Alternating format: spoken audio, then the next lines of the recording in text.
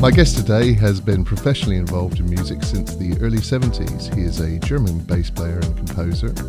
He formed Kran in the 70s, which was responsible for the emergence of what was known as krautrock genre, kind of like progressive rock really.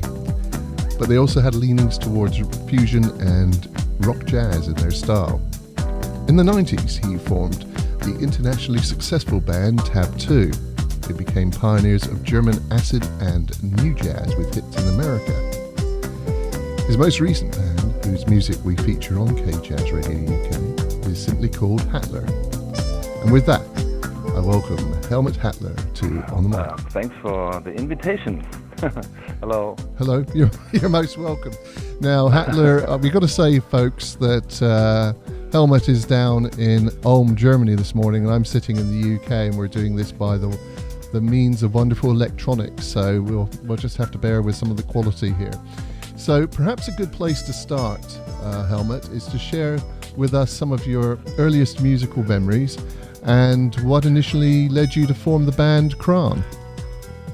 Well, my first musical memories, they go way back, because it's like when I was a child, I was listening to radio Baghdad when my parents left the place. But you don't want to listen, you want to hear that maybe. But when I decided to be a professional musician, I was about 19, and before the others went to the big cities to study, we all made a hard decision to form the band and to split all plans for academical career. So with 19 we've been professional. Before that we had bands and we played for little parties, and I had my first kisses on parties with 15, 16. And I thought to be a musician is really exciting. This is why I thought the talent of the musicians I was with was very unique, and I thought if we don't do it now and be professionals, we won't, never do it. And we miss maybe a big chance to lead a cool life. All right. Did you find influence in that era from things like I presume it was probably around the time of the Beatles and maybe early Pink Floyd and things like that? Were you drawing any sort of energy from listening to those sort of artists? Oh yes, of course. I think the Beatles were of course a big cut in the bourgeois life of the after-war area all over the world, maybe, and this gave us the impression we were not connected to this past.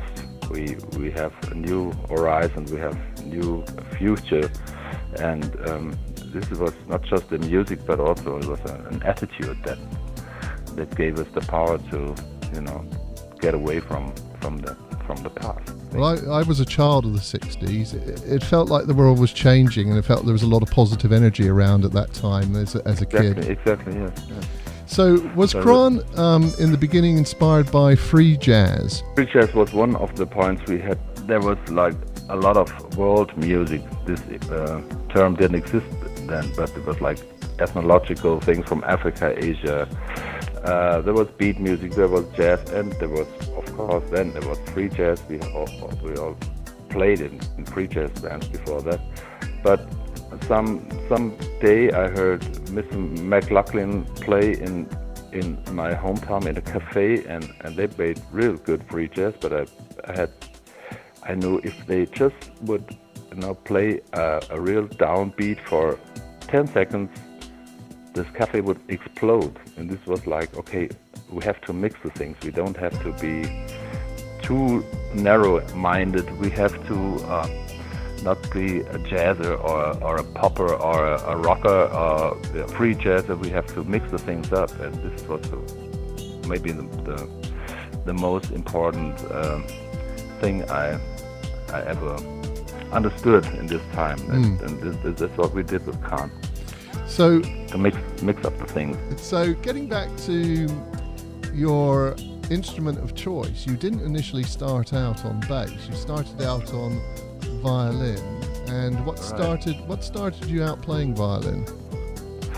Well, this was like my parents were a real classical people, and they wanted to. My sister had to play piano, and I had to play the violin, but I didn't like it. I hated it. I even cut my fingers not to go to the orchestral rehearsals. Well, that's pretty serious. and then I with I think 13, or I bought my first guitar because I knew when I alone and I was like concentrating on the tones of the instruments, something was happening inside of me, and if I had to play just the notes and stand in the right way, leading the bow and things like that, I really felt uncomfortable. So I thought, what is the difference? I have an instrument, I feel comfortable, and I have an instrument, I feel uncomfortable. So I found out that I have to put my own, and not reading notes, because it's just if I make music with my eyes, it's not grooving, it's not sounding good. So I decided to try it my own way. I bought a guitar, and after a while I played with other musicians. They all played guitars, and so we said, okay, you know how to play bass a little bit. There was a bass guitar that I bought once, and it was rotating in the first weeks, and then I was set on fire, because I thought, wow, bass playing is like originally the most important thing between rhythm and harmonics and melodies. So I could really be between that and keep the strings together. This is like a little bit my mentality, maybe. And you were self-taught. You self-taught yourself on the bass. Yes. I refuse to be taught. Do you think your sound would be different if you'd been formally trained? Oh yes, and my style also, because my technique is totally different from taught bass players. Yes, it's very special, and yeah, it's my niche. There's a video you did, I think you might have done it in your garage. You just basically play with some delay, and we've talked about this before this interview, and it's really impressive how you make electric bass guitar almost sounded like it was like an orchestra, because you had so many layers going on. I thought that was just incredible. I've never seen anyone do that before. So do you recall the video that I'm talking about, or? It was after or before a concert.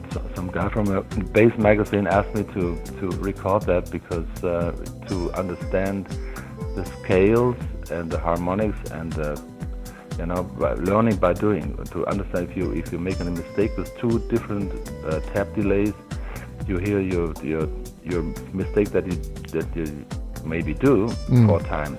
So this is like a perfect way to understand which tones fit to which harmony, and then you can switch the harmonies and find out what's the related tone from the harmony before. So, but also you can make music with it, and the thing that I did is called Intro Mine. It's on the first Hattler live CD, live cuts. How did you get that effect for people that don't understand all the technicalities? How did you sort of layer that sound? Is that done through pedals or through No, it's just a tap delay. So you have to play one tone, and the tone is repeated just once. It gives a rhythmical pattern, and you have to decide what kind of you play. Triolic, play just on it or between it, so you can find out very easily. So you have a real good tool to understand rhythm and harmonics at the same time. Changing back to sort of like your music that you enjoy, were you influenced by people like Jimi Hendrix or anything like that? Yes. John Coltrane, all these jazzy things. There was a lot of black music, like this soul movement was like, because I've grown up in an area in Germany. We had U.S. Army here, and of course we had U.S. Radio stations, and I always was looking for American Top 40, on Sunday, and there was, I think, were only 2 interesting music broadcasts in a week over here. So we have to really be on where we can get the rarities from, and of course this influences you. And I didn't buy much records this time because I hadn't too much money, but I listened a lot to music, and Hendrix was a big influence, of course. And then I think with 1920 I really focused on my own kind of transformation and my own style that developed. And Frank Zappa was a little bit oh, really? At the time also, yes. Because when I went over to America with people of your same age group, Zappa seemed to be like in everyone's vinyl collection out there. Frank Zappa obviously had an appeal for a certain generation. Yes. It was like going away from the established thing. I think it's time we should play some music. Before we do that, at what stage did you realise, before we go to some music, that you could make a career out of music? It was a very dumb feeling, and I was more interested in the 4 guys I was playing with, and I thought we can really reach everything if we are not too stoned and not too distracted from other things, and not to be fans, but to really be focused on ourselves. Uh-huh. And I don't know if I had a goal, Right. It was just like it happened. This is really a big potential power that is sleeping there, and we just have to wake it up. And it's not so much. I don't have real goals. I'm more, or aims. It's just that I from time to time I'm sitting on my sofa and I compose because I have the real feeling that I have to compose now. Then I have to go on stage, and then I care for my kids from time to time. I always take the things that are in the air, and I don't think about the effects that they could have. So back with Kran, did you have a everyone has sort of a manager behind them. The Beatles had, their manager, and who was, he influenced how, they basically got noticed, etc. Did you have that same sort of event with Kran? Did you have a manager that took you on board, or a record label that sort of...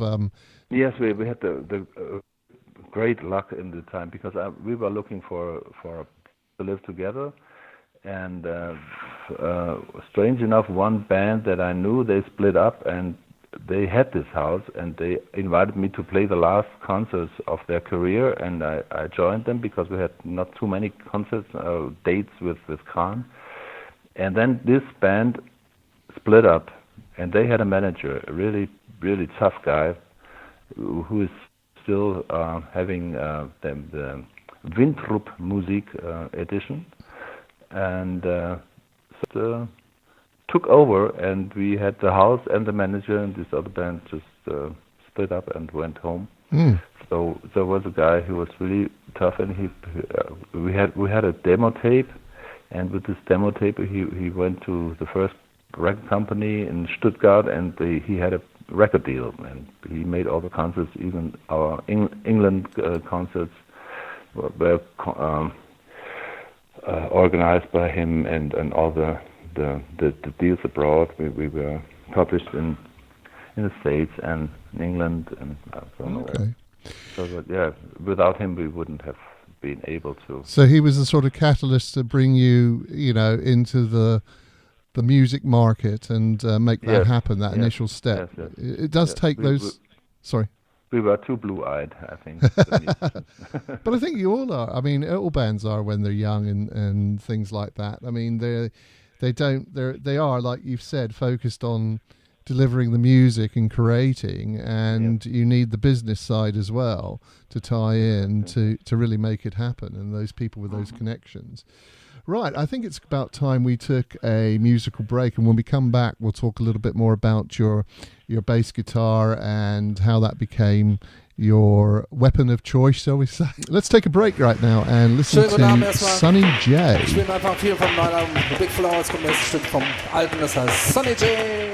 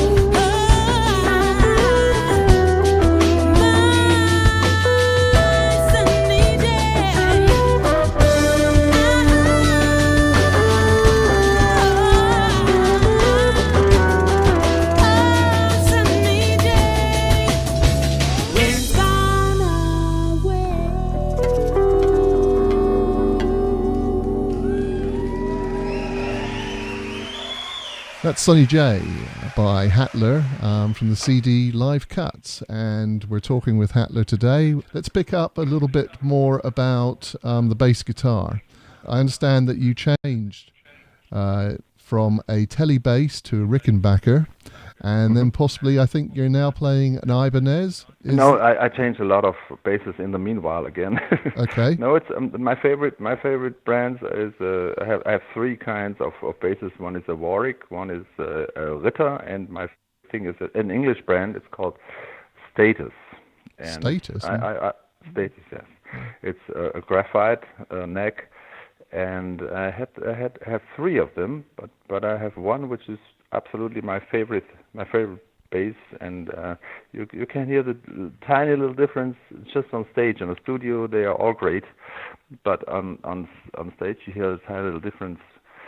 And yes, in the beginning I was lucky enough because somebody asked me to join them for one gig, and I said no, I have just an old Höfner bass. It's like this Beatles kind of thing, and it doesn't sound good. And so if I had a Fender Telecaster bass, I would join you. And this guy's really brought me a Telecaster bass, and I bought it for about very cheap. Uh-huh. And this is like opened everything, because I had round strings on it, and it sounded extremely good, and I was really happy with it. And I played it for a couple of years, and then people told me there is a new bass company from England called Rickenbacker, and I tried this once, and I had several of them, and it has always they all sound all different, all instruments. So I had one which was always also a favorite instrument for years, and then but the quality was not so good, and we were playing a lot and loading the instruments in the truck and out of it.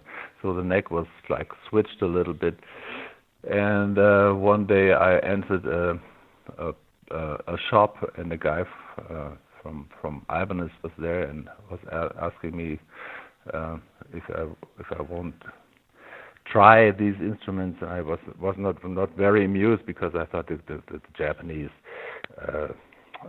instruments is like a really bad image, and he said, let's just come over and try them. And I tried them, and I really was very, very excited, because they had one like it was a little bit like a Fender Precision bass, and I played this for years, and I had an endorsement deal for 5, 6, 7 years.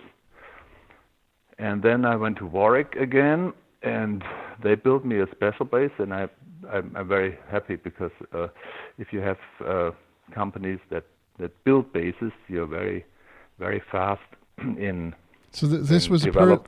developing things.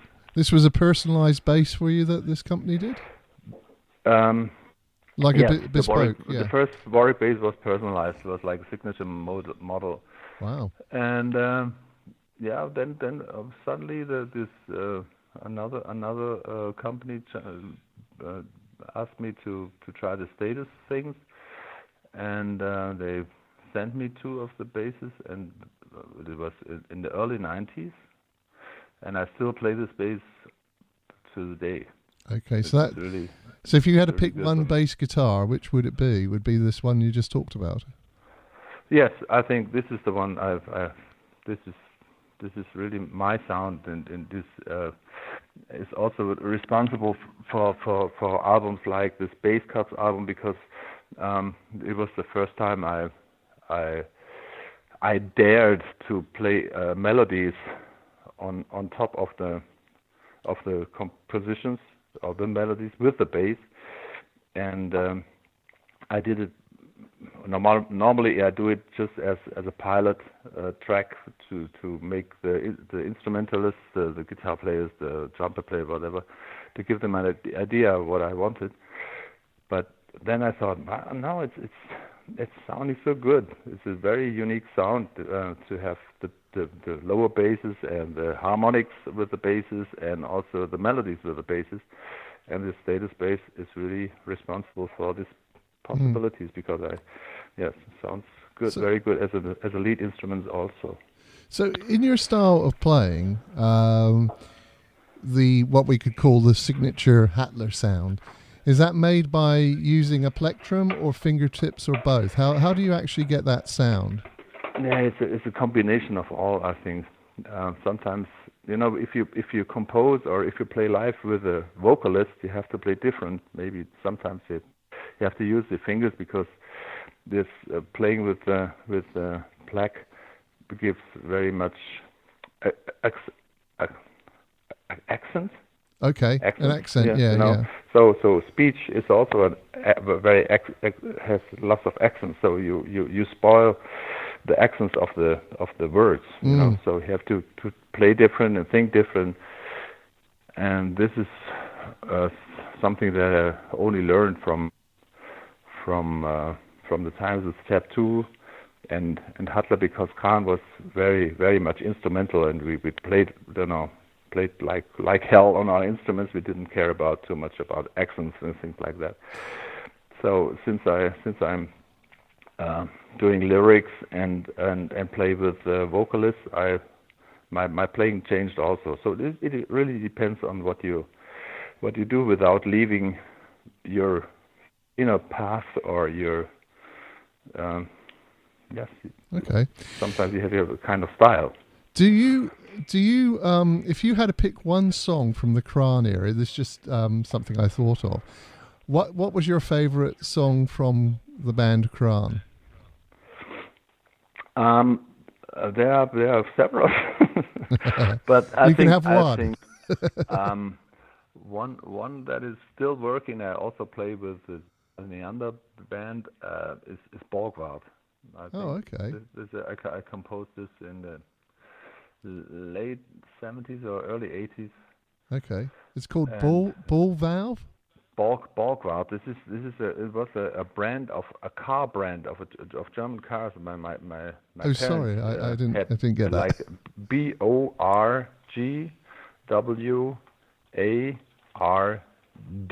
Ah, okay. A car brand. Okay, interesting. Yeah. I was made maybe in this car. I don't know. Maybe, probably. We'll leave that one alone. Anyway. Right. No, you got me going now. I'm going to start coughing anyway. So let's get back on the track with what sort of amp do you use and why? Obviously, a bass guitar has a certain sort of amplifier. You don't use a normal guitar amplifier. So what sort of amp do you use? No. I used always guitar amplifiers in the first. I had an orange Met amp that sounded great for bass.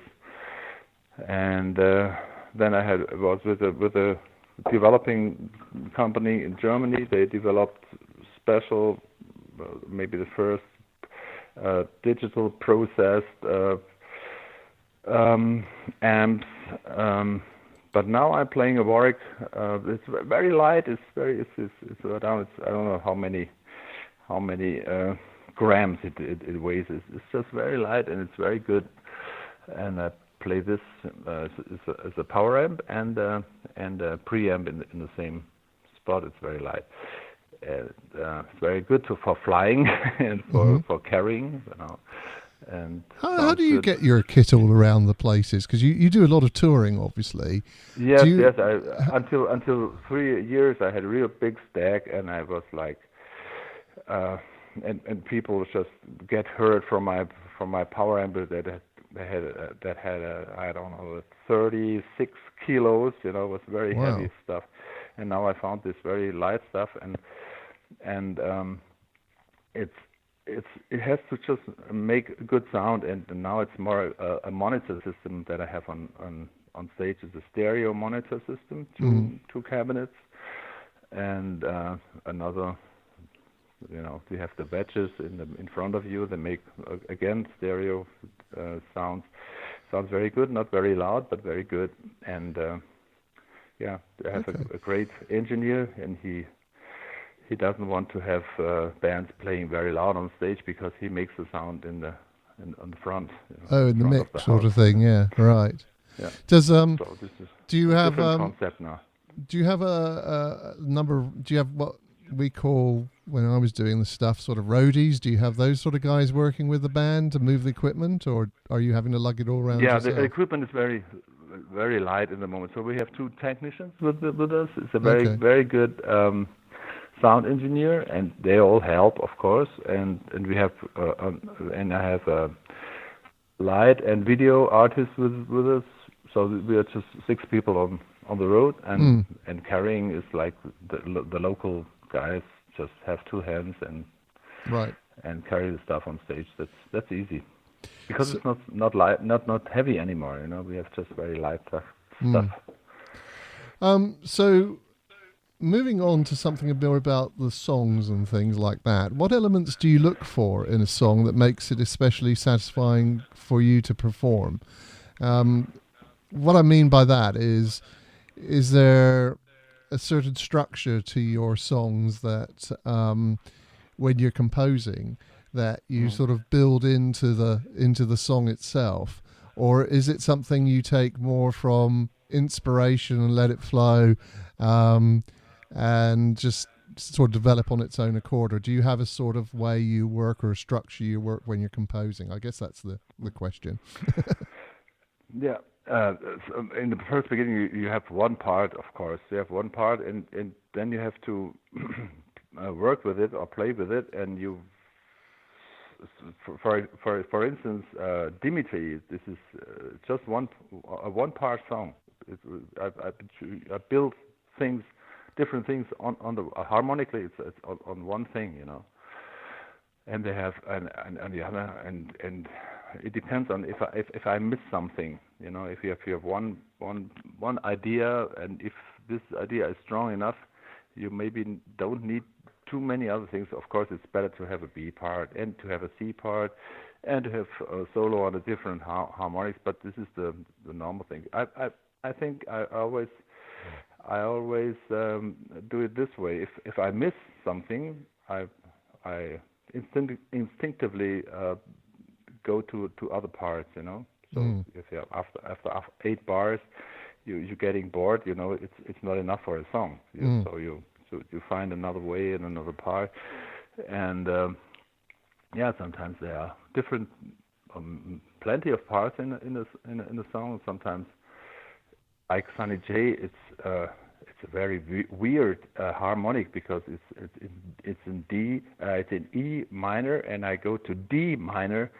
If I had studied, things like that are forbidden. They say, oh, this is the farthest minor harmony. You cannot do that, but it sounds great. I like that, so I do whatever I. So throw out the musical textbook of how things should be, and just take it from the universe and inspiration that's given at the time, sort of thing. Yeah. Okay. Exactly. Yeah. Excellent. And I take the freedom, because I don't have to satisfy the market, No, indeed. I'm just doing it my way, and if I'm happy with this, I can spread the happiness that I have, with the song. And yes. So after Kran, there was Tab 2, and I've listened to a number of Tab 2 songs, enjoyed many of them. Can you tell the listeners a little bit about Tab 2? Yes, the guy with Tab 2 is two persons, like Joe Kraus was the trumpet player, and he used to play with Khan for 5 years. And he played this electric valve instrument, very, very rare thing, and nobody couldn't play it but him. And the company who built it, they asked him maybe to do workshops, because they wanted to make the people see it's happening, it's playable, it sounds good. And this was Arkai, the company, and they gave us, I don't know, samplers and master keyboards and things like that, and we went on tour, just the 2 of us, and played some Khan stuff, and we composed some new stuff, and he played his electric valve instrument, and people were very happy, and we were very surprised that people like dancing and having fun, just the 2 of us. We were just like, strange, but cool. And you made some... Sorry. We made a concept. We made like a concept of it. We recorded the first album. People liked it a lot, so we had, yes, it was a slow development that led into a professional career, just like a cell division. Did you do a lot of work in America? Because I know that had your band Tab 2 had international success, and I know there was a connection with America. How was that connection, and what song was it? Well, we had a record company in Germany, was Virgin Records, and they had daughters or mothers, I don't know, in America. Right. And they discovered us and said, we want to release your records. Uh-huh. So we went there for really quite a lot of concerts there. Okay. Not big concerts, but we played the first little clubs and then bigger festivals. And Virgin Records also had Tina Turner in the house. So right. Then she asked us, to cover one of the Tab 2 songs, and we couldn't imagine that because it was a little rap and the rest was instrumental. So right. So what song was that? No Flagman Ahead. Okay. I've seen that on YouTube again. For listeners, you can check Tab 2 out on YouTube and find most of the songs there. Yeah. And this one and two other songs are still really big in Poland. And they stream it like hell since years. I cannot understand why. There, the first time, we started off with this one tune that was called "Let It Flow," and it wasn't happening in Germany. It was just our opener, and people. There were 2,000 people in the hall. They were just getting mad. And we looking at each other, and we looked behind us because I thought it's not because of us. People got mad, but there was nothing behind us. so yeah, this was like some radio stations played the Tab 2 stuff, and we were famous before we went there. So very strange. So moving back a little bit to Tina Turner, did you do any work with any, regardless of bands and everything else, have you worked with any other sort of American names that people would recognize? No, we didn't. No. Okay. It was just the lady from the Tina Turner department just said, Tina wants to cover this song. We were very astonished and said, well, maybe we can offer some other ideas, and then she picked up one of our ideas that was called Thief of Hearts, and it doesn't sound like a Tab 2 song anymore. It was like Trevor Horn was like producing it, and it sounded like Hollywood, Yeah, I know what you mean. They have a way of doing that, don't they? Sort of taking a song and then making it into something completely different, like they do books to movies. Yeah, to be honest, I wouldn't have been recognizing it after it. Really? It got that? No. It got that much? That changed that much? Okay, interesting. Yes. Harmonically, it was the same, but the rest was like, whew. Okay. This is our song. I think it's a good time now probably to have another musical break. What do you think? And then we'll come back and talk a little bit more about Hattler as it is today when we finish up. So we'll take a musical break, and I'd like to share a track that has been number one twice at least. I think it's probably more than that actually now, on the KJAZZ Radio UK Top 10. It's called Dimitri. Genau. Und noch eins vom neuen Album, das heißt Dimitri.